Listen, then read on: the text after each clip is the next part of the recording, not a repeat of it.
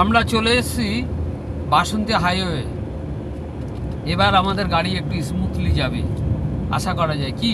হ্যাঁ, অনেকে নিশ্চয়ই নিশ্চয়ই। শ্যামসুন্দরদা, হ্যাঁ, অবশ্যই। এবার রাস্তাটা দেখুন, অনেক যে হাইওয়ে যেটা যেমন হয় ঠিক তেমনই। এতক্ষণ ধরে ঠিক গাড়িটা আরাম করে চালাতে পারছিলাম না, খুব কনজেস্টেড এরিয়া ছিল, যার জন্য গাড়িটা চালাতে পারছিলাম না। তো এবার আরও এনজয় করব আমরা, গান কবিতা সব কিছুই হবে।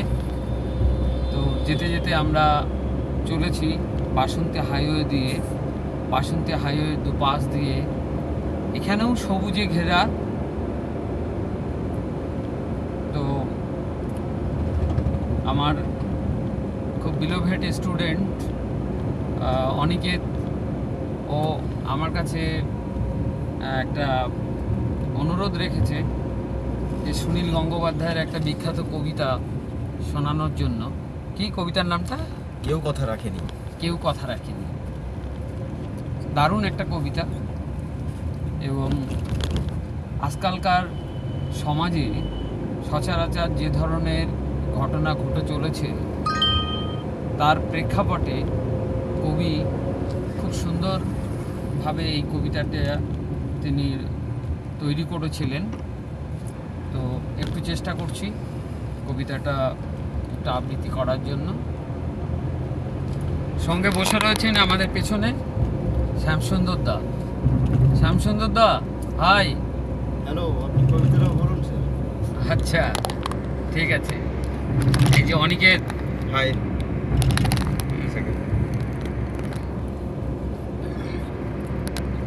চেষ্টা করছি একটু। দীর্ঘ ৩৩ বছর কেটে গেল, কেউ কথা রাখেনি, কেউ কথা রাখেনি। ছোটবেলায় এক বষ্টমী তার আগমনীর গান থামিয়ে বলেছিল, অন্তরাটুকু শুক্লা দ্বাদশীর দিন শুনিয়ে যাবে।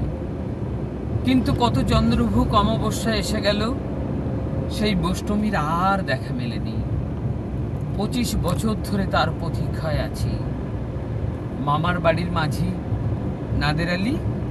নাদের আলী বলেছিল, বড় হও দাদা ঠাকুর, তোমাকে ৩ প্রহরের বিল দেখাতে নিয়ে যাব, যেখানে পদ্ম ফুলের মাথায় সাপ আর ভ্রমর খেলা করে। নাদের আলী, আমি আর কত বড় হব?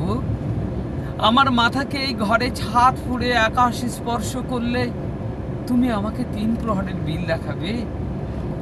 কখনো লাঠি লজেন্স কিনতে পারিনি, একটা রয়্যাল গুলিও। লস্কর বাড়ির ছেলেরা আমাকে দেখিয়ে দেখিয়ে কত লাঠি লজেন্স খেয়েছে। চৌধুরীদের গেটের সামনে দাঁড়িয়ে দেখেছি তাদের বাড়ির ভেতরে রাস উৎসব। দেখেছি সুন্দর রমণীরা হাতে সুবর্ণ কঙ্কণ পরে অবিরাল রঙে ধারার ভেতরে আনন্দে প্রমোদ করেছে। একটি বারের জন্য তারা আমার দিকে ফিরে তাকায়নি। বাবা আমার কাঁধে হাত রেখে বলেছিল, দেখিস আমরাও একদিন। বাবা আজকে অন্ধ। দেখা হয়নি আমাদের সেই রাস উৎসব, কেনা হয়নি সেই লাঠি লজেন্স, সেই রয়্যালগুলি আমাকে কেউ ফিরিয়ে দেবে না। বুকে সুগন্ধি রুমাল রেখে বরুণা বলেছিল, যেদিন তুমি আমাকে সত্যিকারের ভালোবাসবে, সেদিন আমার বুক থেকে বেরিয়ে পড়বে সুন্দর আতরের গন্ধ। তার সেই ভালোবাসার জন্য আমি জীবন নিয়েছি হাতের মুঠোয়। ছুটন্ত ষাঁড়ের চোখে বেঁধে দিয়েছি লাল কাপড়। বিশ্ব সংসার থেকে তন্ন তন্ন করে খুঁজে এনেছি ১০৮টা নীলপদ্ম। তবু কথা রাখিনি বরুণা। সে যে এখন কোনো নারী, যার বুক থেকে বার হচ্ছে শুধু পোড়া মাংসের গন্ধ।